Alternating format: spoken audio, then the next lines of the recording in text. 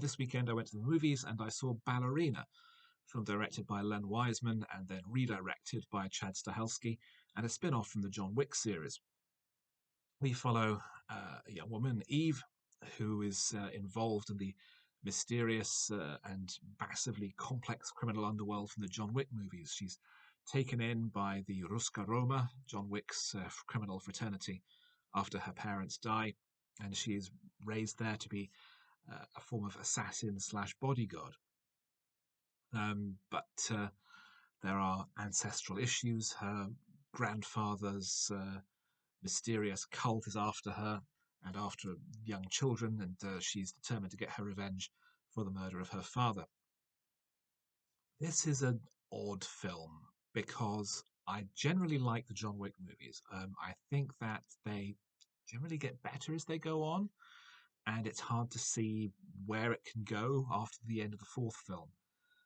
But here, with the writer of the third and fourth film, it really loses its way in plot terms. I found the story often very hard to follow. The motivations of the villain cult is never clear.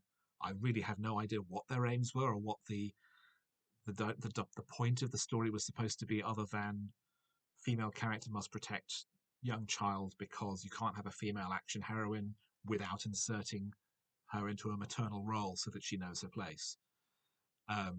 This can work well sometimes, as in Aliens, but you rarely get that with a male action hero where they have to protect a child so that they are a paternal character. You can just have a female action heroine running around killing people with a flamethrower in a movie. If the movie's good, that's fine. I thought Ana de Armas, who has been showing a lot of promise as a supporting player in action movies, she's finally got a big lead role here, and the movie isn't good enough. It doesn't support her because the characterization is quite flat and quite weak, and the script is bad. The direction is a problem because the original director, Len Wiseman, who I checked and hasn't made a film in nearly 10 years, was sacked. And most of the film was reshot by Chad Stahelski, the director of most of the John Wick films. And the result is a film that is choppy and uneven and quite poorly paced. It's not excessively long, it's a hair over 2 hours, and surprisingly, it wasn't massively expensive. It was still under $100 million, presumably because it doesn't have that many giant star names in it. But it's really quite unsatisfactory. The action rarely kind of feels properly engaging. As I said, characterization is weak. The story is hard to follow. It's just not good enough given the background of the series, and I found it really very disappointing.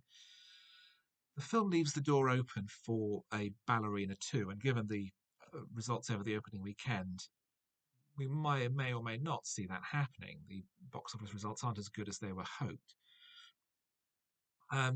But I'm still living in hope that Ana de Armas can find a vehicle that really serves her well.